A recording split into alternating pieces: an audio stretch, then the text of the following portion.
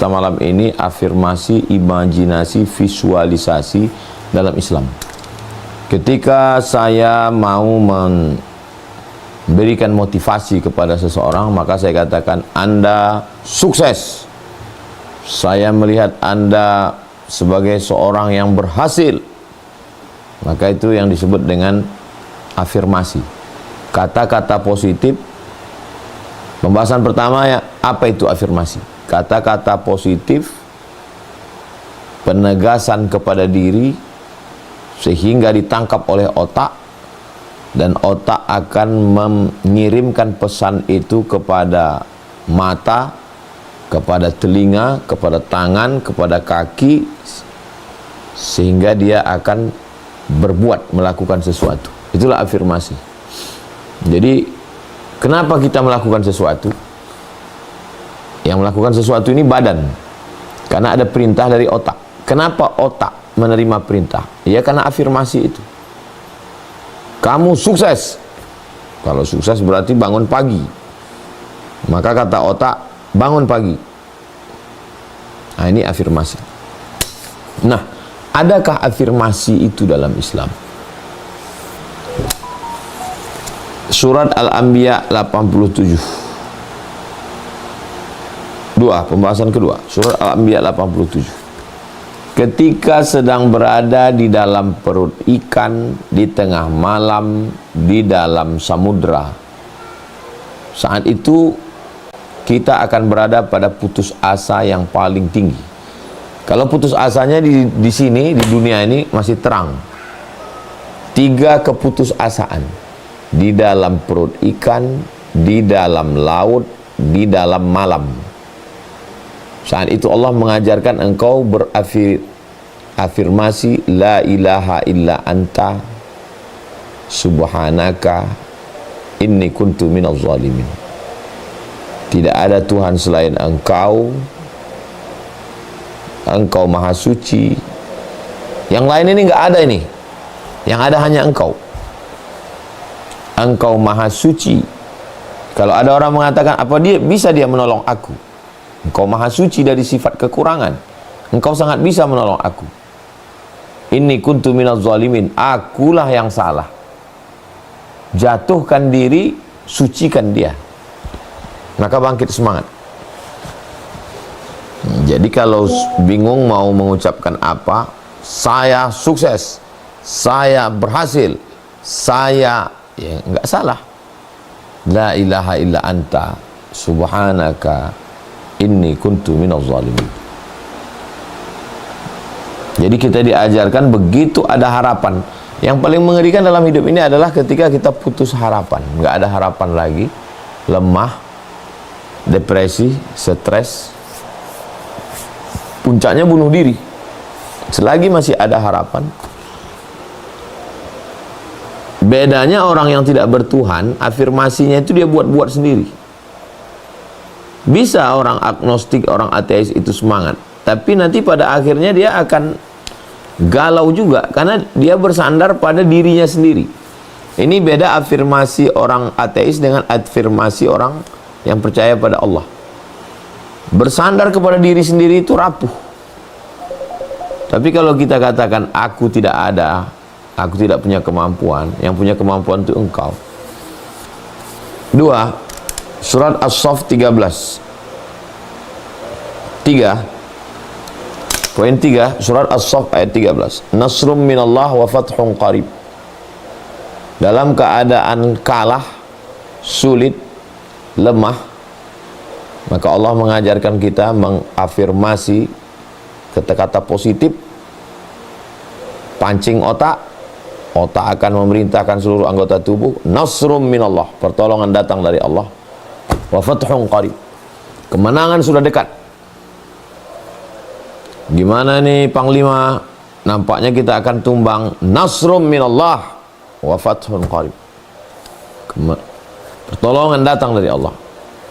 Wa fathun qarib.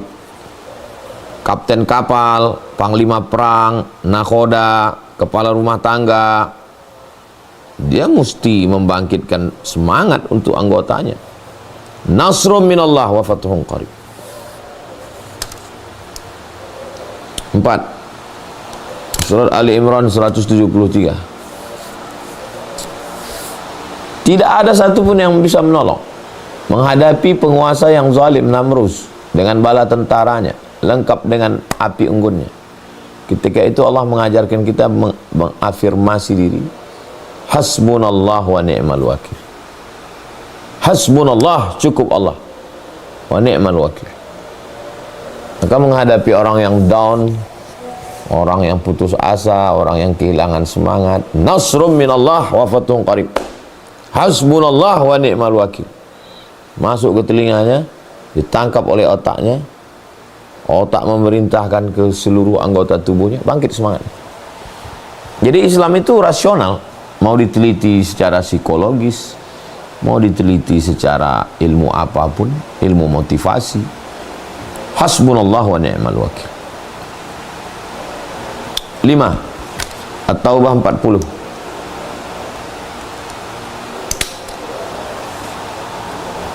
Innallaha ma'ana. Kata Nabi SAW kepada Abu Bakar, Innallaha ma'ana, Allah bersama kita. Innallaha ma'ana, Allah bersama kita. Jadi ketika orang satu kota mau membunuh kita, kota Makkah Al-Mukarramah, Abu Jahal, Abu Lahabnya, ketika itu kawan kita down, maka saat itu Allah mengajarkan kita mengafirmasi diri kita, saudara kita, innallaha ma'ana, Allah bersama kita. 6. Surat Asy-Syu'ara ayat 62. Ketika teman kita malah menjatuhkan kita, kita akan tertangkap, kita akan tenggelam, kita akan mati, kita akan dipersekusi, kita akan diadili, kita akan dianiaya, kita dibuli. Kalla inna ma'iya rabbi sayahdin. Tidak. Nabi Musa kepada rakyatnya yang ketakutan. Kalla, tidak. Inna ma'iya rabbi sayahdin. Jadi ini beda afirmasi antara orang yang bertuhan dengan orang yang tidak bertuhan. Orang yang tidak bertuhan itu sekedar motivasi saja. Kumpulkan orang dalam kamar hotel, convention hall, bangkit, semangat, semangat. Habis itu keluar ya loyo lagi. Selesai ngomong, tapi kalau dia, makanya ucapan-ucapan ini kalau dalam Islam itu bangkitnya itu bukan hanya di sini. Bangkitnya itu dari ibadah. Ini poin yang tidak kalah penting. Poin yang ke-7. Bahwa semua ucapan-ucapan itu menjadi berenergi, menjadi bergetar dan menggetarkan kalau dia bangkit. Cobalah sering kita ngomong kata-kata yang biasa, siapapun bisa mengucapkannya, tapi diucapkan oleh kiai, diucapkan oleh habib, bergizi, bergetar dia. Kenapa? Karena dia bukan dari mulut, dari hati. Yang dari hati ini ke hati juga sampainya, tapi yang dari mulut ini ke mulut juga sampai. Banyak motivator, ya udah habis itu orang down lagi. Tapi ketika ditopang dengan tahajud, dengan zikir, dengan akidah, maka disitulah dia menjadi sebuah afirmasi yang kita sedang melihat apakah di dalam agama Islam itu ada. Ini tentang afirmasi. Berikutnya adalah imajinasi, pembahasan yang ke-8. Imajinasi dari bahasa Inggris, imagine, membayangkan atau menciptakan gambar, ide, konsep. Membayangkan atau menciptakan gambar, ide, atau sebuah konsep. Dari mana dia datang? Datangnya itu yang disebut dengan ilham. Kalau kepada Nabi namanya wahyu. Kalau kepada manusia biasa, orang baik, namanya ilham. Kalau kepada orang jahat namanya waswasah, bisikan setan. Nah, jadi jangan heran orang jahat, peminum khamar punya imajinasi. Kenapa? Karena setan-setan juga mengirimkan pesan-pesan kepada mereka.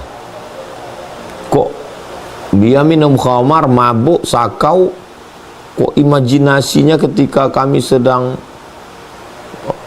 rapat itu kok bisa begitu ya, tajam ya. Iya, karena setan membisikkan dia.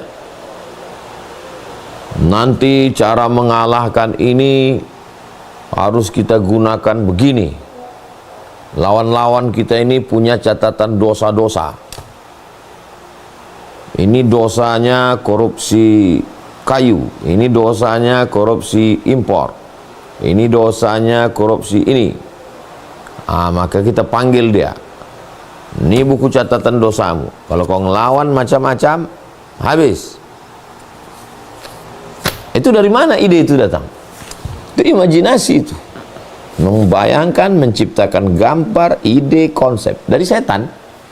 Wa inna syayatina la yuhuna ila awliyaihim. Setan mengirimkan wahyu-wahyu. Wahyu itu bisikan dalam hati. Ila awliyaihim, kepada wali-wali setan. Jadi setan juga punya wali. Makanya namanya ada awliyaur rahman, ada awliyaus syaitan. Ada wali rahman, wali Allah, ada wali setan. Maka jangan bangga dulu kalau dibilang wali.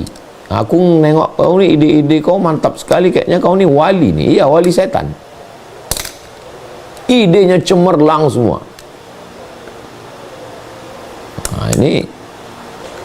Nah, itulah kenapa kita perlu berwudu. Ada amalan wirid zikir. Untuk apa? Supaya kita mendapatkan imajinasi yang datangnya dari Allah, dibawa oleh malaikat. Mendapat ilham, berimajinasi. Nabi SAW mengatakan, riwayat Imam Ahmad bin Hanbal, poin yang ke-9, la tuftahannal Qastantiniyah. 9, la tuftahannal Qastantiniyah, kamu akan Konstantinopel akan dibebaskan. Bayangkan, masyarakat gurun pasir, primitif, ketinggalan zaman, tidak pernah punya peradaban, di Makkah Madinah yang kering kerontang. Lalu kemudian ada imajinasi bahwa kamu akan menguasai Konstantinopel, kota termegah, termewah di dunia saat itu, sampai hari ini. Panjang umur sehat badan, kita bisa masuk ke Masjid Muhammad, Masjid Hagia Sophia, melihat bagaimana arsitekturnya itu. Kenapa bangunan ini sejuk walaupun di musim panas? Karena di bawah itu ternyata kolam air, mereka tembok, baru dikasih batu pualam yang dingin. Maka sepanas apapun cuaca, di dalam itu sejuk, suara menggema, semua berdecak kagum. Dan Nabi mengatakan kamu akan menguasai Konstantinopel. Itu kan imajinasi yang luar biasa. Berimajinasi. Dari mana datang, di mana letak imajinasi itu? Di sini. Dari mana sumber imajinasi itu datang? Bisa dari Allah, dibawa malaikat, bisa dari setan. Makanya imajinasi setan juga luar biasa. Orang-orang jahat itu untuk menguasai, imajinasinya juga hebat. Makanya kita mesti mendekatkan diri kepada Allah supaya dapat imajinasi yang benar. Saya kelas 3 SMP tahun 1993 datang ke rumah Imam Masjid Raya Medan. Rumahnya di Simpang Limun, namanya Syekh Jalaluddin Abdul Muttalib, Muallim Jalal. Habis sholat subuh, Assalamualaikum Syekh. Waalaikumsalam. Saya mau ke Arab, Saya waktu itu nggak tahu Mesir, nggak tahu Maroko. Pokoknya saya mau ke Arab. Dari mana saya dapat? Sekarang kalau saya ketemu sama anak-anak SMP kelas 3, selalu saya pikir itu, berarti aku dulu sebesar kau inilah waktu mau ke Arab itu. Dari mana saya berimajinasi tentang sekolah di Arab? Karena emak saya selalu bilang, dia selalu cerita tentang atuk dia, Syekh Abdurrahman. Atukku dulu di Makkah 7 tahun. Atukku dulu kitabnya 3 kereta kuda. Atukku dulu belajar di Masjidil Haram. Jadi cakap dia yang selalu bercerita tentang atukku itu masuk ke kepala saya. Saya berimajinasi aku ingin ke Arab. Gimana caranya supaya aku ke Arab macam dia? Itu betapa pentingnya orang sekeliling kita memberikan gambaran yang positif. Saya baru merenungnya itu sekarang. Kok bisa aku dulu kelas 3 SMP datang ke rumah imam besar minta kirim ke Arab. Beberapa waktu yang lalu datang beberapa anak pondok ke rumah ini minta motivasi. Terus saya tanya, udah tamat pondok? Tamat Ustadz tahun ini. Kau mau kemana? Kau mau kemana? Nggak ada yang tahu mau kemana. Entah mereka malu, entah nggak punya imajinasi. Jadi saya selalu berpikir, berimajinasi, aku akan begini, aku akan begini. 4 tahun setelah itu baru saya berangkat. 5 tahun, 98 baru saya berangkat ke Mesir. Dan saya selalu berimajinasi, nanti aku akan LC, aku akan MA, aku akan doktor, aku akan profesor. Di buku saya waktu aliyah, saya tulis di buku saya, Profesor Abdul Somad. Datang kawan saya sebangku, kami sekolah tuh bangku panjang. Kata dia, tolong Mat, kau hapuslah profesor di nama kau ini. Aku takut kau gila nanti. Tak tercapai kau nanti gila kau. Sampai sekarang saya tidak gila, saya waras. Dari mana? Dari mana muncul pemikiran-pemikiran itu? Karena saya sekolah dulu di Muallimin Al-Wasliyah. Al-Wasliyah itu organisasi seperti Nahdlatul Ulama kalau di Jawa, di Medan, itu dia dapat jatah ke Libya. Dapat jatah ke Libya, dapat jatah ke Madinah, dapat jatah ke Ummul Qura. Yang dapat jatah ke Ummul Qura itulah Ustadz Muslim Nasution, yang dulu ketua Al-Wasliyah. Yang dapat jatah ke Libya itu Muallim Jalal, Ustadz Sauri Sam. Yang dapat jatah ke Mesir banyak sekali, kakak-kakak kelas saya dapat jatah. Jadi ketika mereka pulang, itulah yang dalam pikiran saya, ketika guru di kelas saya, wali kelas saya kelas 1 SMP, namanya Hajah Cik Tanti Taufik LC, masih hidup. Dia bercerita tentang, kata dia, saya dulu di Iskandaria, Alexandria, kalau sudah musim bunga, mekar bunga itu cantik di pinggir-pinggir jalan. Saya waktu itu seolah-olah saya sudah sampai ke Alexandria itu. Makanya ketika 98 saya sampai ke Mesir, mana Alexandria itu, saya cantik. Oh, memang cantik kotanya, 200 kilo dari Kairo. Tepi laut Mediterania, jembatannya, muntazahnya, pantainya, tempat jalan-jalannya. Jadi kita sebelum ke sana sudah berimajinasi duluan karena mendapatkan cerita. Itulah pentingnya orang-orang sekitar kita. Dari mana imajinasi itu datang? Dari bacaan, dari bisikan orang. Begitu juga kalau yang di sekeliling kita orang-orang jahat, dia juga akan memberikan imajinasi. Nanti kalau kau berhasil jual narkoba ini 1 kilo dapat kau 1 miliar, nanti kau punya, ya begitu. Jadi itulah pentingnya seorang ayah, seorang ibu berimajinasi. memberikan imajinasi, memberikan cerita, sehingga orang yang mendengar cerita itu membayangkan atau menciptakan gambaran, ide, konsep. Saya setiap subuh Senin, subuh Selasa membacakan tafsir Jalalain ke santri. Kebetulan tadi subuh Selasa saya bacakan tafsir Jalalain. Saya tuliskan, kalian masuk ke sini SMP, tamat ini nanti aliyah, tamat aliyah tahun 2027 kalian tamat, kalian nanti S1, kalian ikut tes ke Mesir, kalian ikut tes ke sini. Habis itu kalian S2, habis itu kalian S3, habis itu kalian punya rumah Quran, kalian punya pondok tahfiz, Az-Zahra 3, Az-Zahra 4, Az-Zahra 5, 1000 Az-Zahra di dunia ini. Saya ingin mereka punya cita-cita, saya ingin mereka punya imajinasi tentang masa depan. Jadi dia tidak hanya berpikir habis hafal Quran selesai, tidak sampai di situ.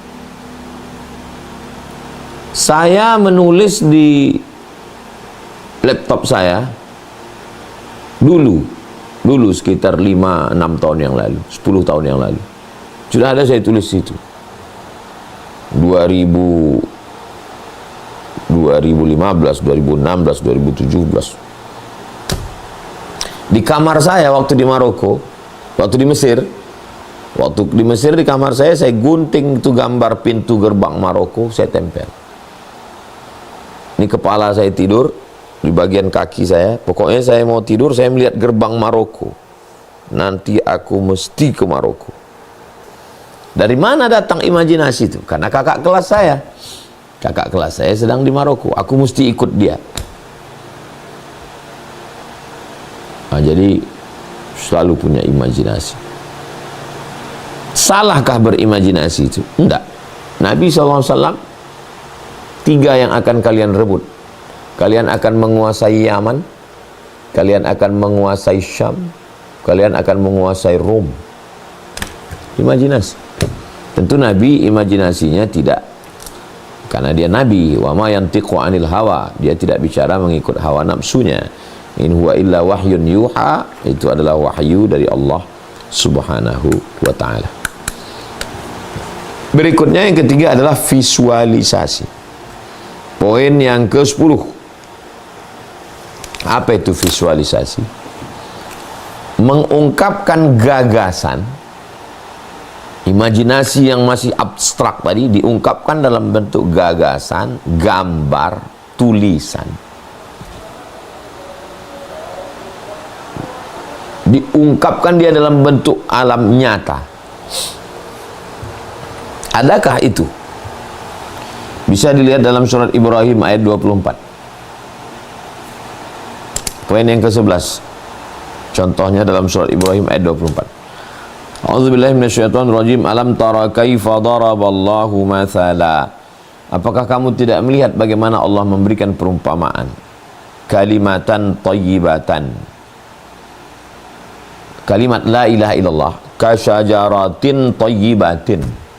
Seperti pokok kayu yang kokoh. Asluha thabitun, akarnya menghunjam ke tanah. Wa far'uha fis sama, cabangnya ke langit. Akarnya menghunjam ke tanah, cabangnya ke langit. Pohon yang besar, akarnya menghunjam ke tanah, cabangnya ke langit. Itulah dia kalimat la ilaha illallah. Kita punya tauhid.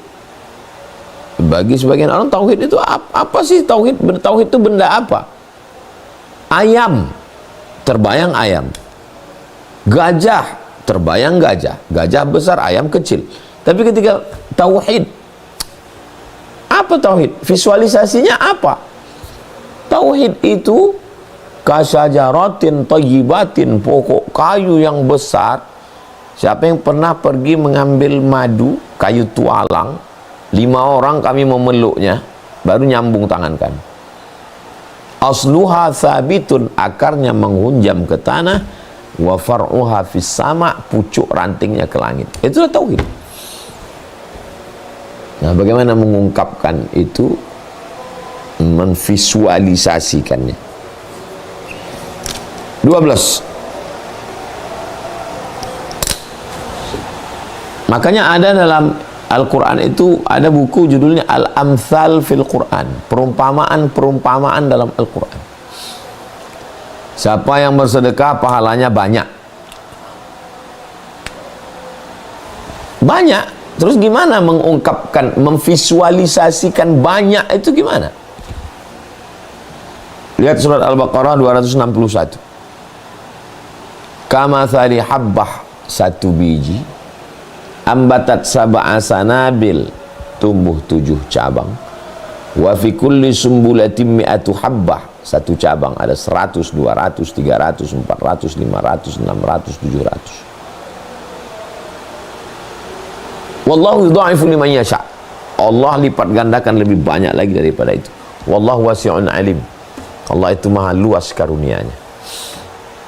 Berawal dari kata-kata, berubah menjadi pemikiran, wujud di alam nyata. Sebenarnya gambar zaman sekarang mudah. Orang berpikir tentang membangun sebuah Islamic Center, maka dia tinggal yang pandai buat 3D. Ini bangunan Islamic Centernya, di sekelilingnya ada ruko, di situ ada klinik kesehatan, klinik gigi, klinik bersalin, klinik kulit, klinik kecantikan yang Islami. Di situ ada kantor-kantor, kantor MUI, kantor NU, kantor Muhammadiyah, kantor Perti, kantor Persis, kantor Matlaul Anwar. Di situ ada lapangan basket, lapangan sepak bola, futsal, supaya orang main futsal setengah jam sebelum azan maghrib stop, sholat dulu.